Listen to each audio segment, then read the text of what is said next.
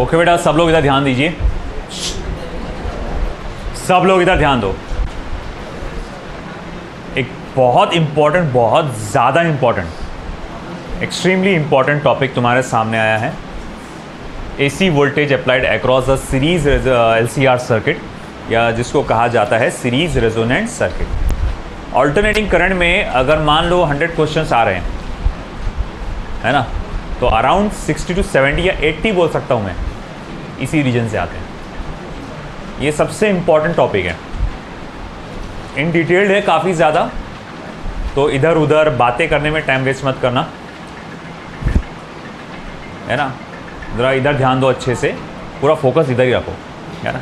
कोई भी झामले जैसा नहीं बैठे रहेगा, है ना, जिसको कुछ समझता नहीं, चुपचाप इधर अच्छे से फोकस करके ध्यान दो। देखो यहाँ पर इमेजिन करो, एट एनी इंस्टेंट यहाँ इंडक्टर, कैपेसिटर और रेजिस्टर सीरीज कॉम्बिनेशन में कनेक्टेड है, और एक एसी वोल्टेज सोर्स आपने यहाँ पर इसको लगाया है, जिसके कारण इस सर्किट में इंड्यूस करंट पैदा हुआ है, और वो इंड्यूस करंट यहाँ से ऐसा फ्लो हो रहा है।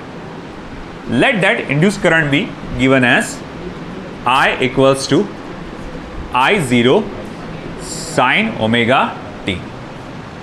जब करंट इन तीनों कंपोनेंट्स पे से फ्लो होगा, एसी करंट, अल्टरनेटिंग करंट, तो तीनों कंपोनेंट्स में सम टाइम अमाउंट ऑफ यहाँ पर पोटेंशियल ड्रॉप देखने को मिलेगा, है ना। जैसे कि यहाँ देखने को मिलेगा अराउंड EL, यहाँ देखने को मिलेगा EC, और यहाँ देखने को मिलेगा ER। ये रहेगा potential drops across this component EL, EC and ER। और मान लो कि आपका जो EMF अप्लाई आपने किया है E है। मैंने अभी EMF को कोई इक्वेशन असाइन नहीं किया, है ना, मैंने सिर्फ करंट की इक्वेशन असाइन किया, क्योंकि मैं ये नहीं जानता कि कौन लीड करने वाला है, EMF या करंट, और कितने से लीड करेगा, अभी ये अमाउंट पता नहीं है। तो अभी सिर्फ करंट की इक्वेशन आपने बनाया है। ओके, चलो मान लिया। अब ऐसा है कि मैं 3 कंपोनेंट्स पे फोकस करता हूँ। क्या क्या कनेक्टेड है वहाँ पर, ज़रा एक बार फिर से देखो कंपोनेंट्स, इंडक्टर, कैपेसिटर, रेजिस्टर, ठीक है। तीनों कौन से कॉम्बिनेशन में है, सीरीज कॉम्बिनेशन में। तो मैं यहाँ ऐसा लिख सकता हूँ, EL is equals to IRMS into XL, EC is equals to IRMS into XC, and ER is equals to IRMS into R, है ना। अब ऐसा है, लेट अस अज्यूम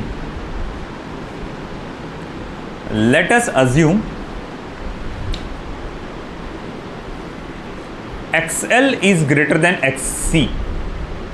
मैं ये मान के चलता हूं कि इंडक्टिव रिएक्टेंस बड़ा है कैपेसिटिव रिएक्टेंस से। मैंने अपनी तरफ से उसको मान के चला, पकड़ के चला उसी बात को। तो मैं यहां लिख सकता हूं देन, अगर मामला ऐसा है तो EL is also greater than EC, मतलब EL will be greater than EC। Got that. तो बोले आपका भाई रेजिस्टेंस ज़्यादा है तो पोटेंशियल में ड्रॉप कैसा आएगा, ज़्यादा है, तो यानी EL is greater then EC। Therefore by phasor diagram, अब अगर मैं फेजर डायग्राम या वेक्टर डायग्राम बनाता हूं तो ये ऐसा बनाऊंगा मैं। बोले कैसा, देखो मैंने एक्स एक्सिस पे इमेजिन कर लो, ले लिया IRMS, और देखो ये जो होगा EL होगा, ये होगा जो EC होगा, और ये जो होगा ये ER होगा। अब आप सोच रहे होंगे सर ये आपने कैसे बना लिए। अरे भाई सिंपल सी बात है, वो तीनों का मैंने एक साथ मिश्रण कर डाला, मिक्सचर कर डाला। बोले कैसे, आपको अगर याद हो जब प्योर रेजिस्टिव सर्किट के बारे में आपने पढ़े थे, कुछ याद आया, प्योर रेजिस्टिव सर्किट, उसमें आपने क्या देखे थे कि EMF और करंट सेम डायरेक्शन में होते हैं। प्योर इंडक्टिव सर्किट में आपने क्या देखे थे, EMF लीड करता है करंट से, ठीक है ना। अच्छा, प्योर कैपेसिटिव सर्किट में आपने क्या देखे थे, है ना, करंट लीड करता है और EMF लैग करता है कैपेसिटिव सर्किट में। ये तीनों आपने देखे थे कि नहीं देखे थे, आया ना। तो अब तीनों का मिक्सचर इधर आ गया, ये तुम्हारा IRMS करंट हो गया, ये induce EMF in the resistor, induce EMF in the inductor and the induce EMF in the capacitor. बात समझ में आई क्या? बात समझ में आई क्या? ठीक है। अब आगे क्या, अगर मामला ऐसा है तो मैं ये बोल सकता हूँ, अगर देखो भाई, देखो इस साइड में inductor induced EMF across inductor EL है और इस साइड में कितना है, EC है, तो मैं बोलूँगा इन दोनों का रिजल्टेंट आएगा फिर EL माइनस EC, और वो इस डायरेक्शन में आ गया। अब एट दिस स्टेज में वो बताने में अच्छा नहीं लग रहा आपको कि ये कैसे आया, है ना, क्योंकि अब 12th में पहुंच चुके हैं और आपको वेक्टर सब्ट्रैक्शन नहीं आया तो बहुत गंदी बात है वो। सिंपल सी बात है, अगर एक ऑब्जेक्ट को 10 न्यूटन का फोर्स तुम इधर लगा रहे हो, 4 न्यूटन का फोर्स इधर लगा रहे हो, तो उस ऑब्जेक्ट को टोटल फोर्स कितना फील होगा, 6 न्यूटन। 16 बोलेंगे तो जूते से मारूंगा मैं तो कुल मिला के उसको टोटल फोर्स कितना फील होगा, 6 न्यूटन का। ऐसा लगेगा कि उसका 6 न्यूटन का फोर्स फील हो रहा है लेफ्ट साइड में, मेरा लेफ्ट आपके लिए राइट हो जा रहा हो, है ना। तो ऐसा लग रहा है कि उसको लेफ्ट साइड में क्या हो रहा है, 6 न्यूटन का फोर्स फील हो रहा है ना। कैसे पता चला? आपने देखा कि फोर्सेस ऑपोजिट डायरेक्शन में, तो टोटल उसका सब्ट्रैक्शन होगा, और आपने बोला अच्छा फिर नेट फोर्स किधर आएगा, तो बोलेंगे आप इधर आएगा नेट फोर्स ऑफ 6 न्यूटन। वैसे इंड्यूस EMF इंडक्टर में EL, EC में नीचे, तो नेट EMF दोनों का कॉम्बिनेशन कितना आएगा, EL माइनस EC।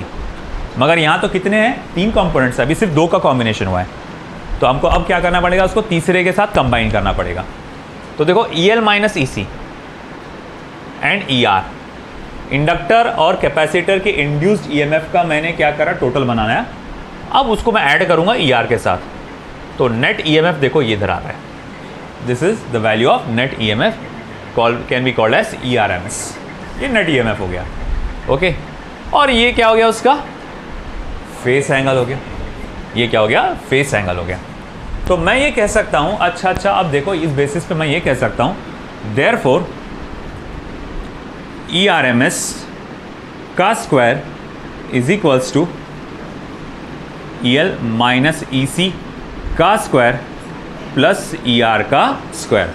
बोले ये कैसा? अरे पाइथागोरस थ्योरम लगाया, तुमको एक राइट एंगल ट्रायंगल बनता हुआ नजर नहीं आया क्या, है ना। यहाँ से लेकर ये डंडी कितनी है, ERMS, ये कितनी है, इसके बराबर EL माइनस EC, और यहाँ से लेकर यहाँ तक कितना है, ER, तो बोले इसके बराबर हो जाएगा। अच्छा ठीक है, अगर ऐसी बात है तो मैं ये जानता हूँ कि एस वी नो नहीं रे, वी नो नहीं, बस एस, तुमको कुछ नहीं मालूम क्योंकि, तो भैया ERMS को आप क्या लिख सकते हो, IRMS इंटू जेड। ERMS क्या हो रहा है, total EMF of the circuit हो रहा है। ERMS क्या हो रहा है, total EMF of the circuit, तो total current into total resistance. मगर इस टोटल रेजिस्टेंस को नाम क्या देते हैं अपन, इम्पेडेंस। तो फिर मैं यहाँ लिखूंगा देयरफॉर Z का square is equals to ER IRMS का स्क्वायर, Z का स्क्वायर, ER को पहले लिख रहा हूँ, IRMS का स्क्वायर इंटू R का स्क्वायर, फिर इसके बाद इसको लिखूँगा IRMS का square into XL minus XC का होल स्क्वायर। तो EL के जगह लिखा मैंने IRMS इंटू XL, और EC की जगह लिखा मैंने IRMS इंटू XC, और वो मैंने बाहर निकाल लिया। अब यहाँ से भाई देखकर साफ आप बता सकते कि यहाँ पर IRMS कैसा है बेटा, कॉमन है, वो कॉमन निकल के क्या हो जाएगा, कैंसल। देखो Z square is equals to R square plus XL minus XC का whole square. Therefore Z is equals to under root of R square plus XL minus XC का होल स्क्वायर। ये हमारे पास इक्वेशन आ गई impedance की।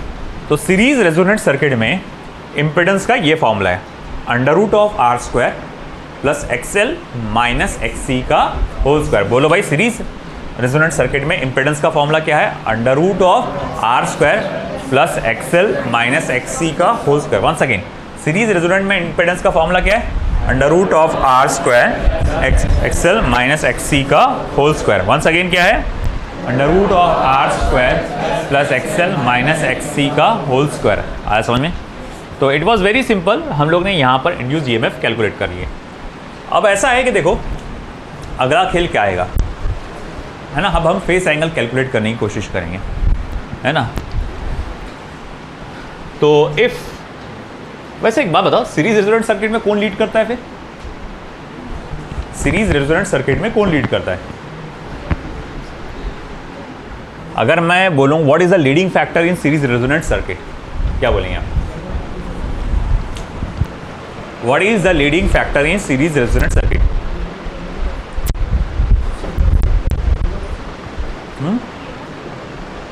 EMF और ELISA?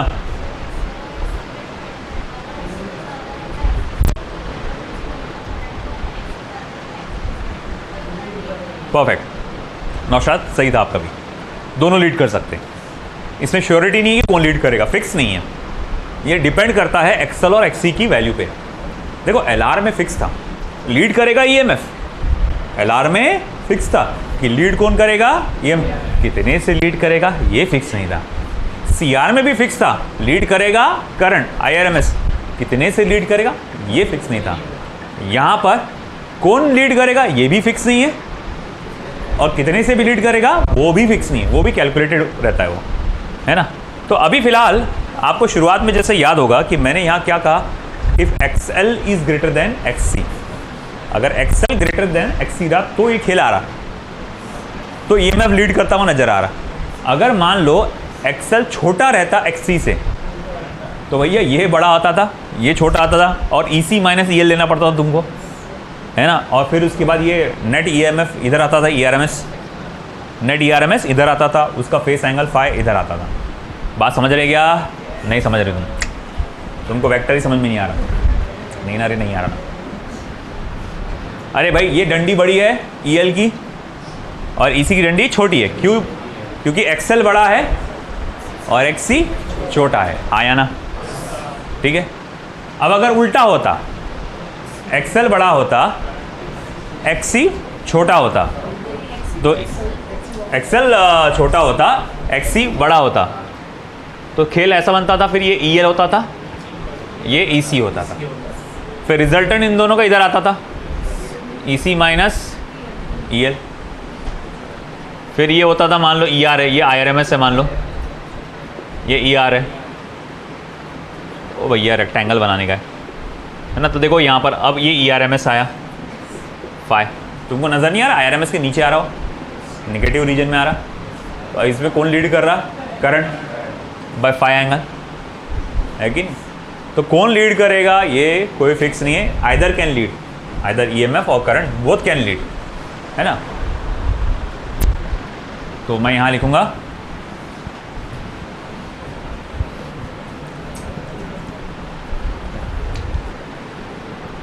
if XL is greater than XC, EMF leads the current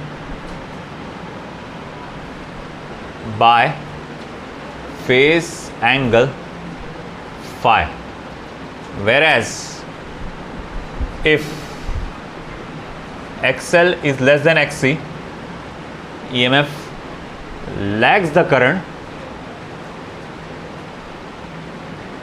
by phi.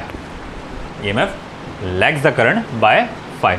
Therefore, induced EMF can be given as E is equals to E0 sin of omega t plus minus phi. Induce EMF का equation आपको ऐसा लिखना पड़ेगा। बात समझे कि नहीं समझे? क्यों ऐसा? कौन लीड करेगा फिक्स ही नहीं है, तो इसीलिए प्लस माइनस। हाँ मगर इस खेल में तो फिक्स है ना, अपन शुरुआत में क्या ले लिए, XL is greater than XC, तो उसमें तो फिर sine omega T plus phi आएगा।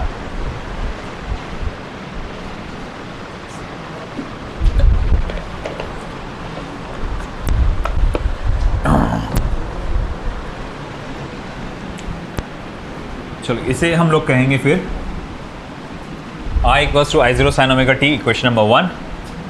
ये हो जाएगा आपका इक्वेशन नंबर 2, ये हो जाएगा इक्वेशन नंबर 3। फिर हम लिखेंगे as per the given situation the face angle can be calculated as tan phi is equals to face angle कैसे निकालेंगे as per the given situation बोल रहा हूँ मैं। फेस एंगल कैसे निकालेंगे tan phi से। अच्छा एक बात बता भाई, ये फाई के सामने वाला जो साइड है वो कितने का है? EL minus EC। अरे भाई जितना ये उतना ही होगा ना, रेक्टेंगल को अपोजिट साइड है ना, तो इसका डायरेक्शन क्या है? EL माइनस EC है। और इसका एडजेसेंट साइड कितना है बेटा?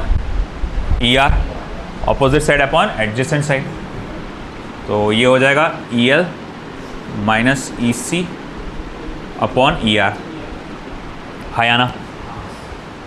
फिर उसके बाद ओए IRMS into XL minus IRMS into XC upon IRMS into R। अब IRMS कॉमन निकाल के क्या होगा बेटा? कैंसल हो जाएगा। Therefore tan phi is equals to XL minus XC upon R. Therefore phi is equals to tan inverse of XL minus XC upon R। ये मेरे पास फेस एंगल हो गया, है ना? XL minus XC upon R, ये face angle calculate करने का formula हो गया। और अगर मैं बोलूँगा पावर फैक्टर क्या आएगा? Power factor cos phi is equals to क्या आएगा? एडजेसेंट साइड अपॉन हाइपोटेनियस, यानी ER upon ER upon ERMS, यानी कि IRMS into R upon IRMS into Z। देखो cos phi is equals to R by Z। ये और detailing में लिखना है तो R is equals to under root of R square plus XL minus XC का होल स्क्वायर। आया समझ में? लिख लो, चलो यहाँ तक पूरा अच्छे से लिख लो, फिर बढ़ेंगे आगे अपन।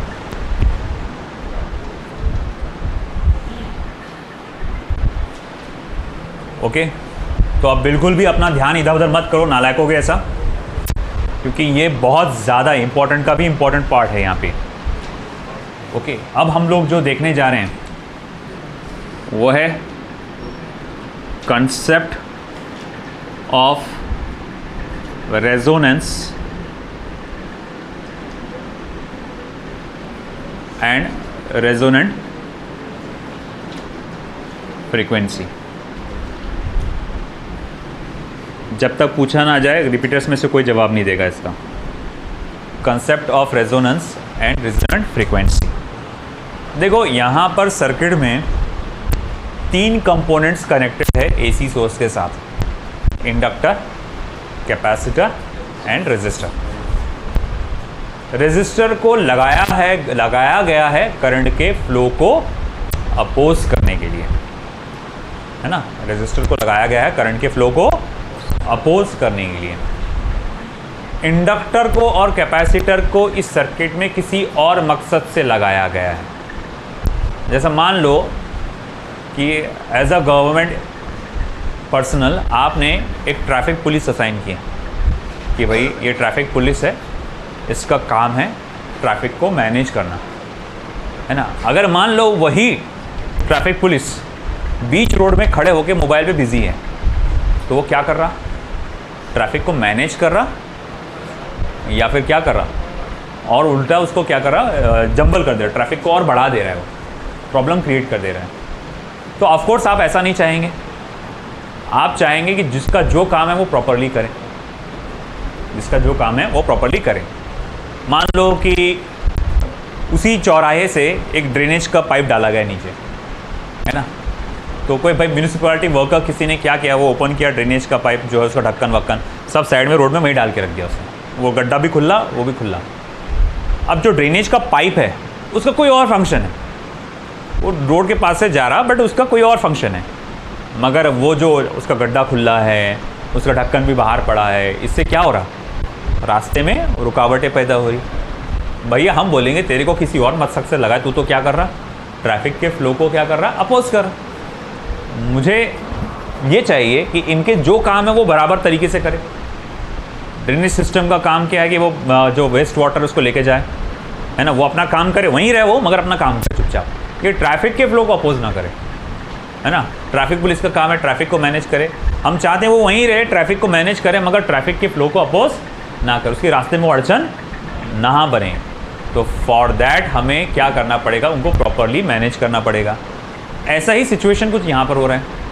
आपने 3 कंपोनेंट्स लगाए, इंडक्टर, कैपेसिटर, रेजिस्टर, तीनों का अपना अपना काम है। इसमें से करंट के फ्लो को अपोज करने का काम किसका है, रेजिस्टर का। उसको लगाया ही गया है करंट के फ्लो को अपोज करने के लिए। इंडक्टर, कैपेसिटर हो सकता है किसी और मकसद से लगाया गया होगा, मगर हम क्या देख रहे, एडवांस पर ना कर रहे वो लोग, है ना, अपना काम कर रहे, बाखूबी कर रहे अच्छे से, मगर ये लोग क्या कर रहे, साथ में करंट के फ्लो को भी अपोज कर रहे। अब मैं नहीं चाहता, मैं नहीं चाहता कि भाई तुम करंट के फ्लो को अपोज करो, मैं ये नहीं चाहता।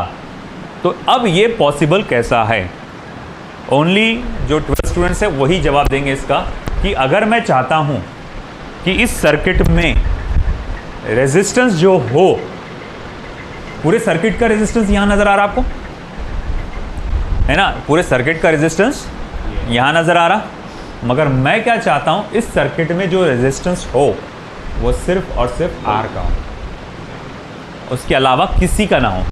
तो एक बार अच्छे से आप देखिए, मैं 1 मिनट का टाइम दे रहा हूँ आपको, पूरा अच्छे से देखिए। अब आप मुझे बताइए कि मैं सर्किट में क्या चेंजेस लेकर आऊँ, मैं सर्किट में क्या करूँ कि भैया उस सर्किट में जो रेजिस्टेंस रहे वो सिर्फ और सिर्फ रेजिस्टर का रहे, बाकी किसी का ना रहे। बोलिए क्या लगता है आपको?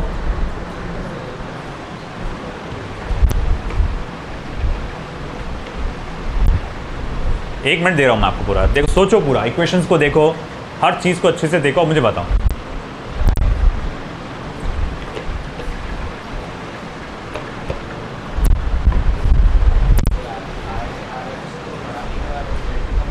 नहीं,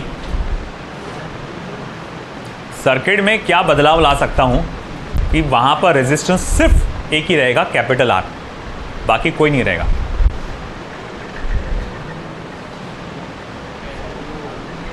यस फरजान, वो नहीं, हाँ तेरा हो गया ना तेरा हो गया इसलिए बोल ले रहा। अगर एक्सएल और एक्सी को मैं सेम कर दूं, अगर एक्सएल और एक्सी की वैल्यू सेम लगा दूं, मैं यहाँ पे मैं बाजार से ऐसे इंडक्टर और कैपेसिटर लेके आता हूँ जिसका एक्सएल और एक्सी कैसा है, सेम, तो ये एक दूसरे को क्या कर देंगे, कैंसल आउट कर देंगे, और बचेगा कौन फिर, R, है ना। तो फिर मैं लिखूंगा if in the series resonant circuit, if in the series resonant circuit, if XL is equals to XC, then Z is equals to R, then Z is equals to R। तो वहाँ पर XL XC दोनों cancel out हो जाएंगे और Z is equals to सिर्फ किसके बराबर हो जाएगा, R के बराबर हो जाएगा, है ना। इन दिस सिचुएशन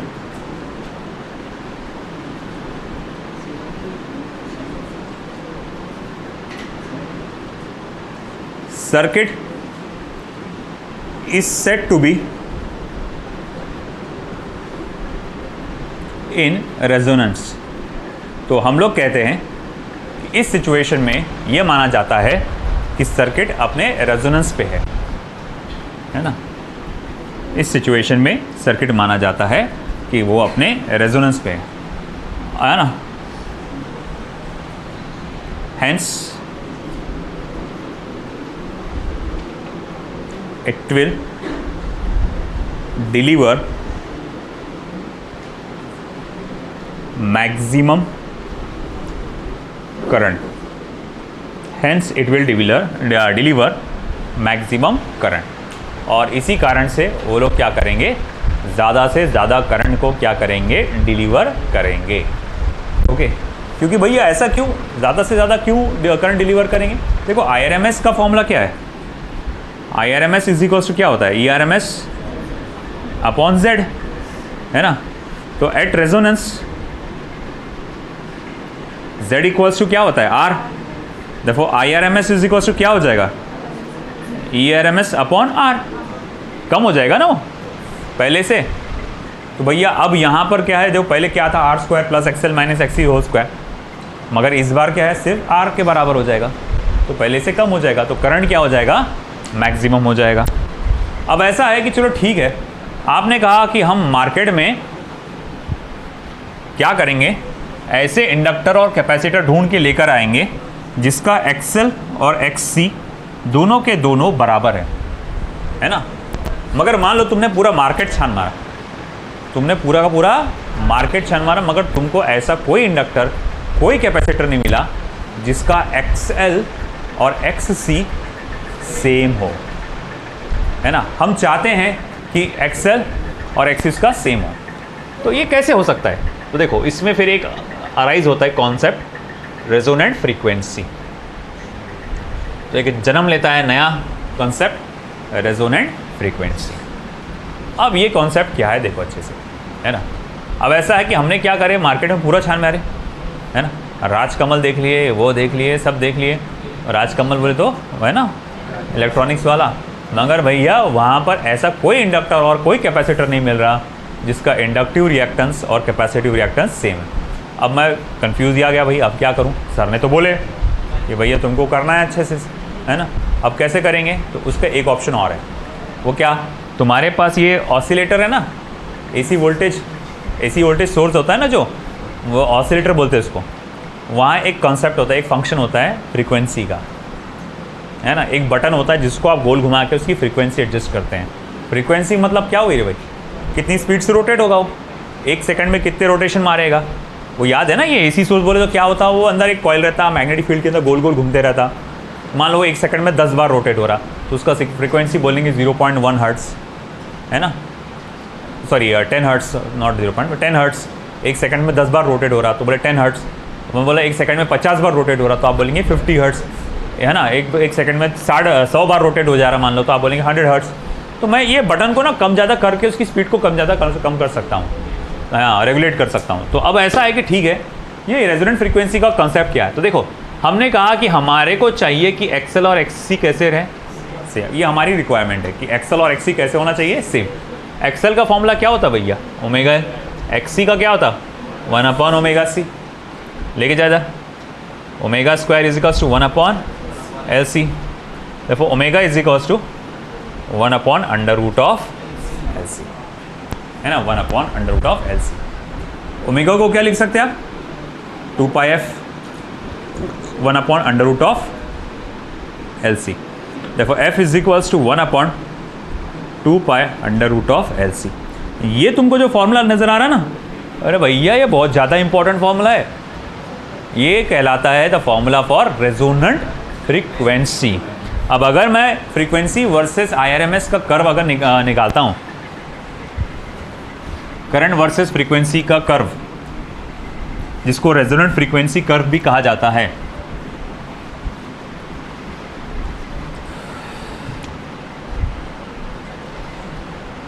रेजोनेंट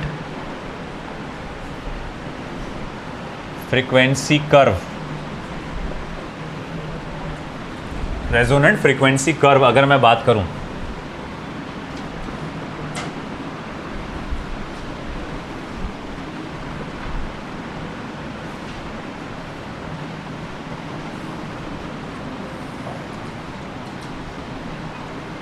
ठीक है ना।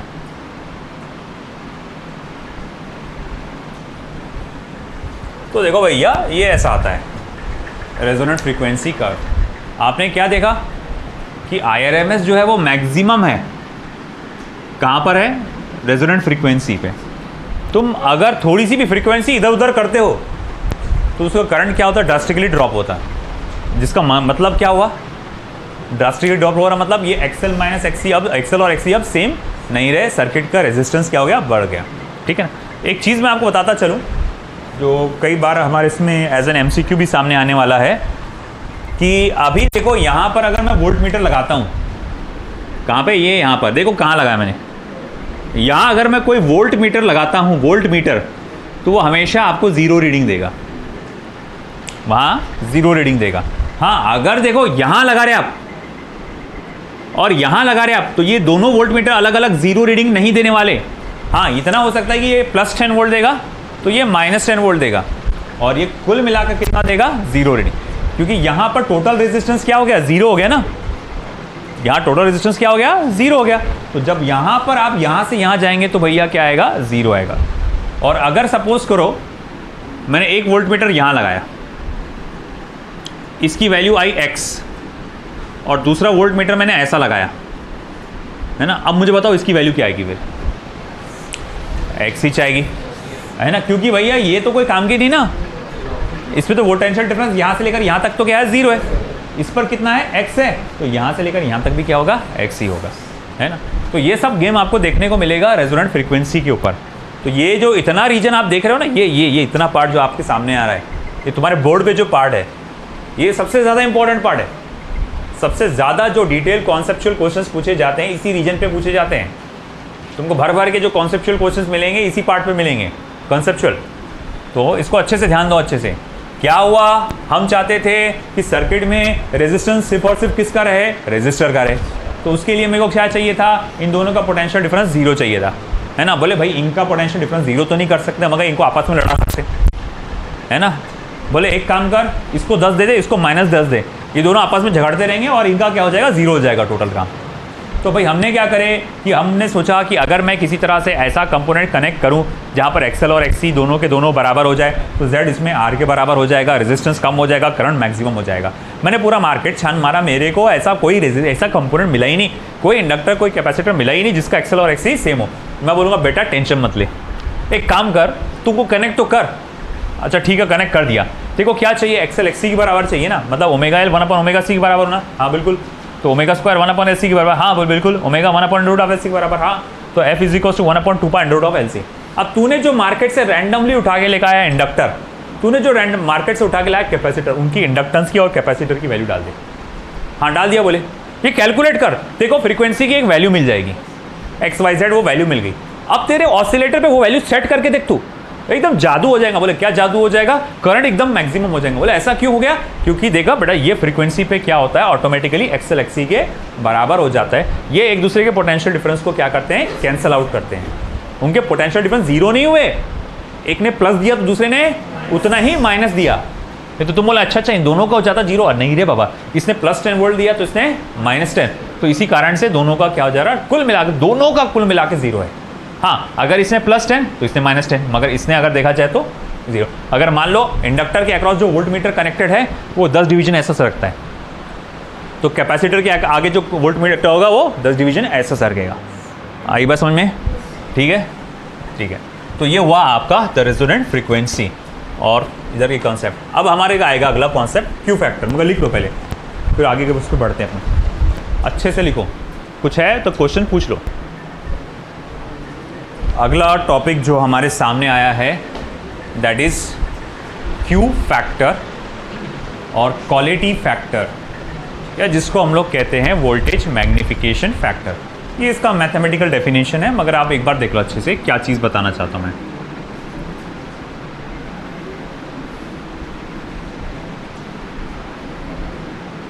ये है IRMS, ये है फ्रीक्वेंसी, वहाँ F आएगा, फ्रीक्वेंसी आएगा।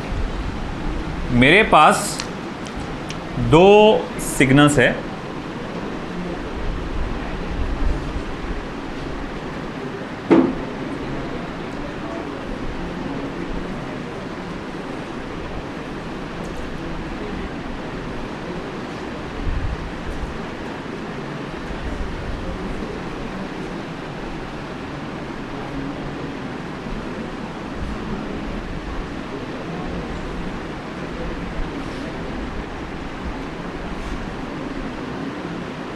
हाँ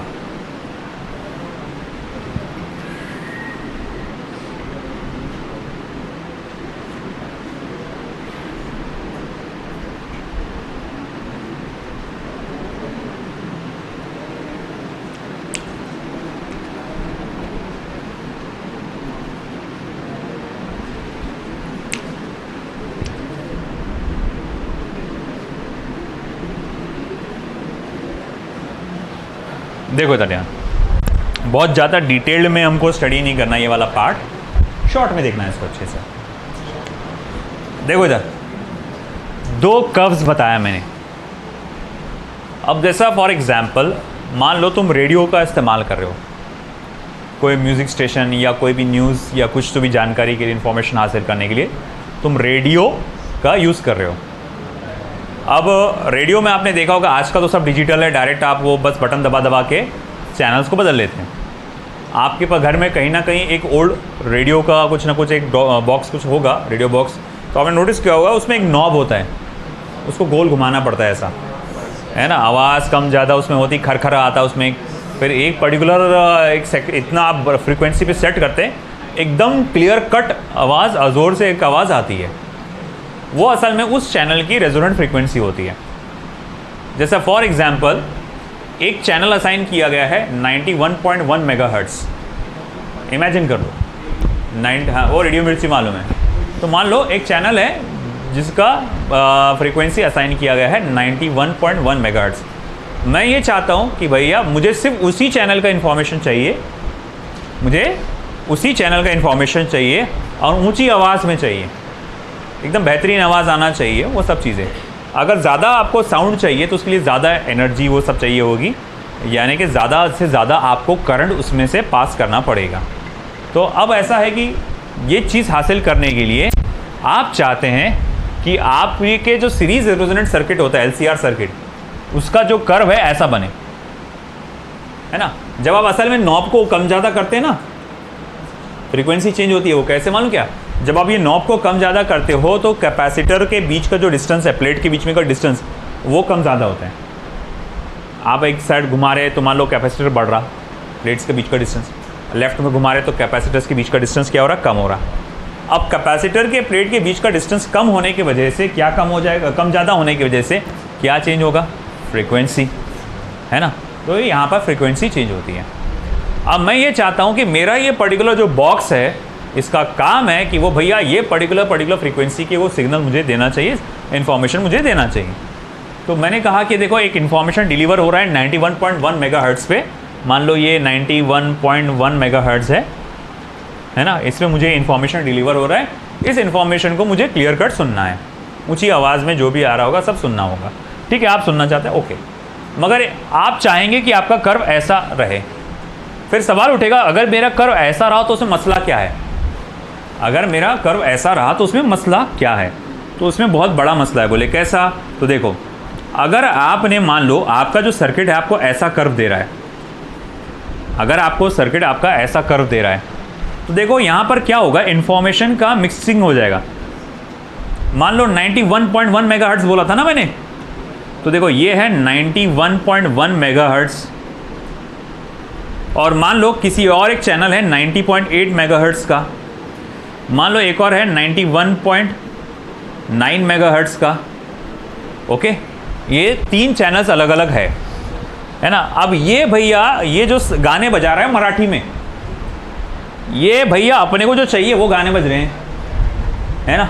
और यहाँ पर चल रहा है न्यूज़, है कि, और तुमने तुम्हारे इसमें जब सेट कर रहे तो भैया हो क्या रहा है, तुम हालांकि सेट कर रहे हो 91.1, मगर फ्रीक्वेंसी हाई हो रही है या करंट हाई हो रहा है 91.9 का भी और 98.8 भी।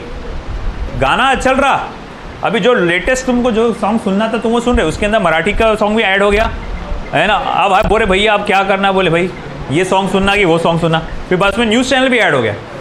अब उसमें हो क्या रहा, टोटल मिक्सिंग हो जा रहा, पूरा मिक्सचर हो जा रहा उसके अंदर यहाँ पर, है ना, इन्फॉर्मेशन का।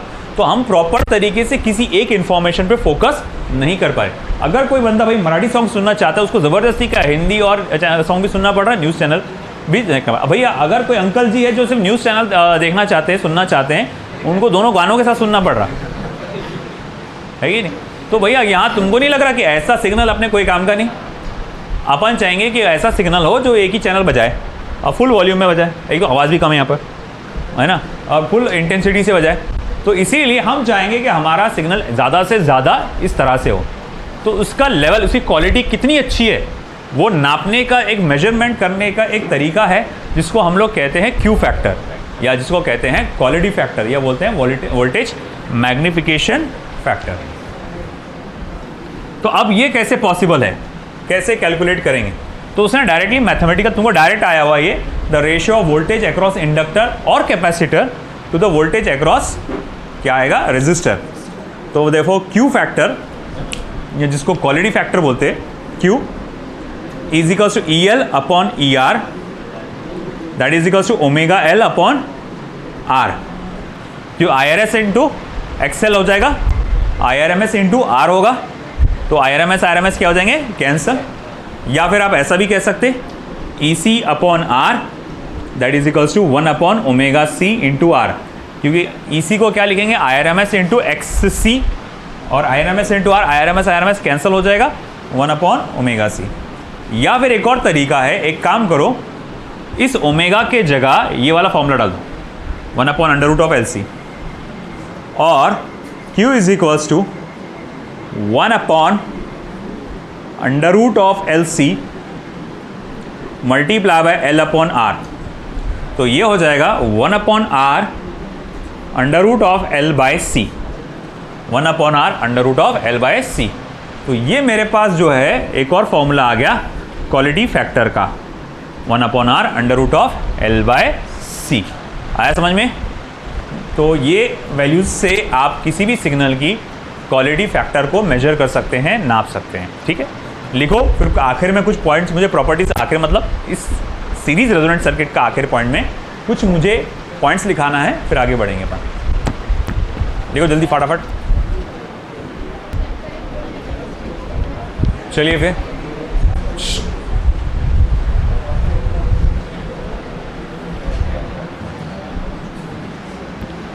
अब इससे रिलेटेड कुछ प्रॉपर्टीज़ के पॉइंट्स बताता हूँ मैं, वो नोट डाउन कर लीजिए। ओरली बोल रहा हूँ, लिख लेना। जिसका हो गया वो आगे प्रॉपर्टीज़ करके हेडिंग डाल के लिखो, जिसका नहीं हुआ जगह छोड़ के लिखो।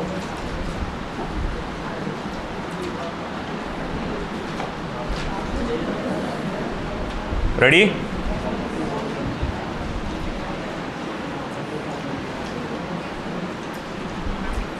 At resonance, circuits are purely resistive circuit. At resonance, circuit are purely resistive circuit.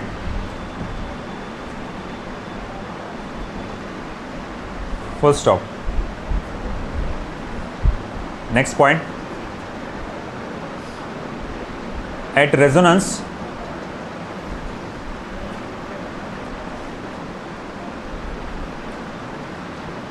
impedance of the circuit is minimum.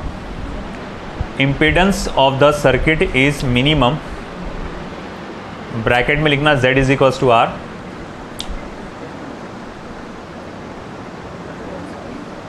At resonance, impedance of the circuit is minimum. Bracket में लिखना Z equals to capital R. Next point. At resonance, RMS current through the circuit is maximum. RMS current through the circuit is maximum.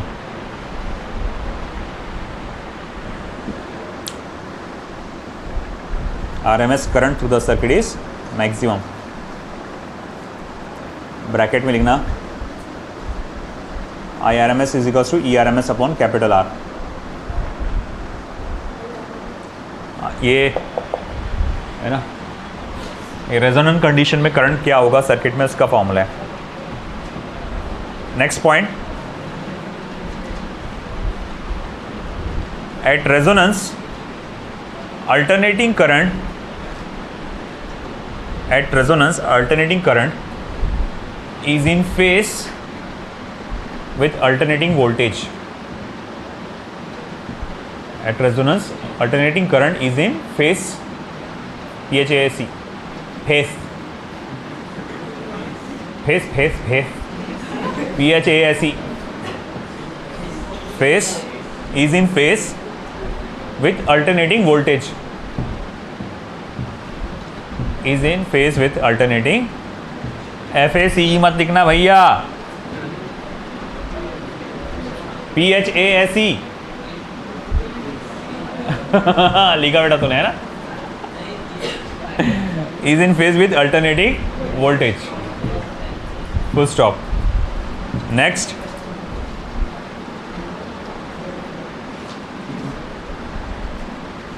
at resonance, power factor of the circuit is unity. At resonance, power factor of the circuit is unity. Power factor of the circuit is unity, यानी कि 1 is unity, and phase angle is 0, and phase angle is 0. ठीक है,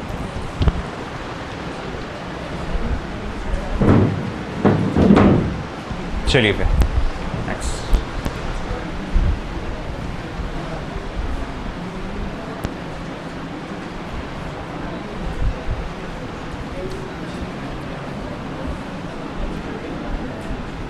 अब अगला part जो है हमारा power in series resonant, average power in series resonant circuit.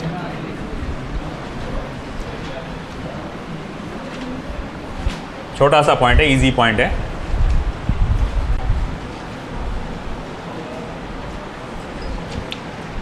(7.6)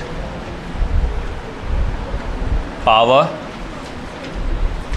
in AC circuit, the power factor.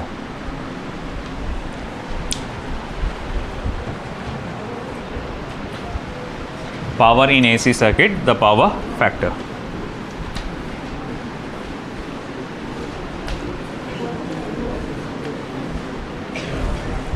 देखो बेटा, अगेन हम बात कर रहे हैं आपके सीरीज रेजोनेंट सर्किट की.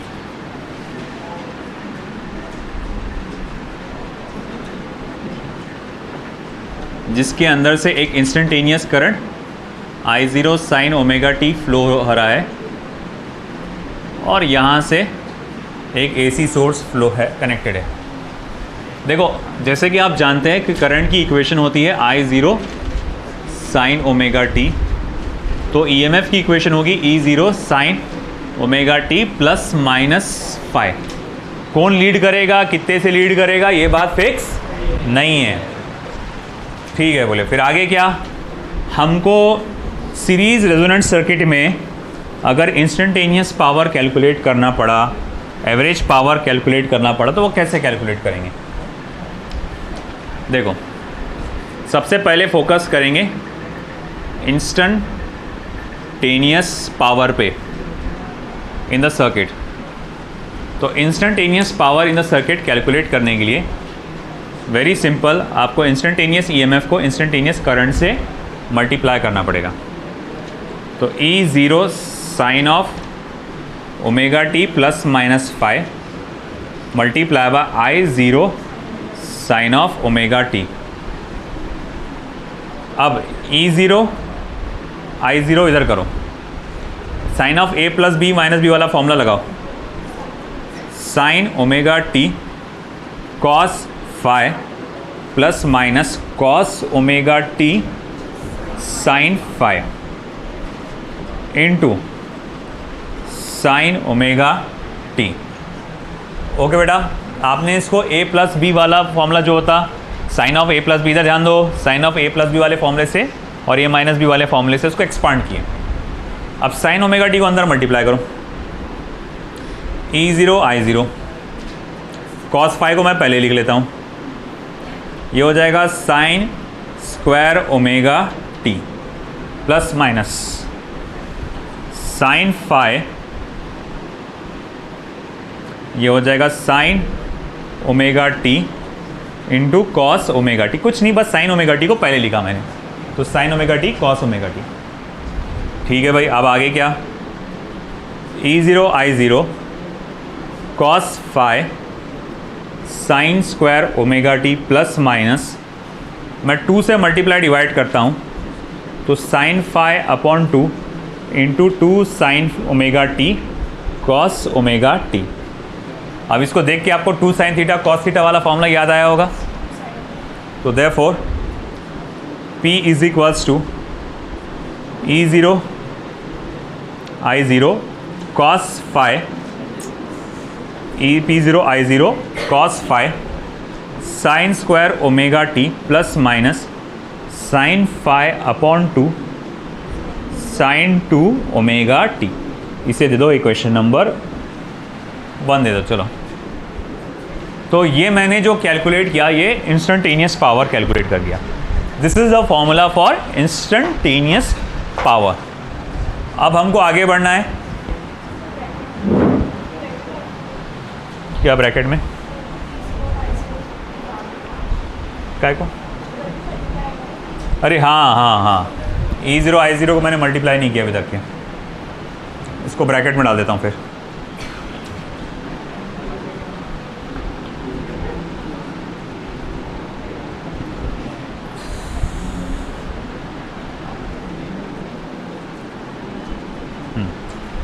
ठीक है, अब ऐसा है, देखो बेटा आगे, ये तो आ गया इंस्टेंटेनियस पावर। अब निकालेंगे एवरेज पावर।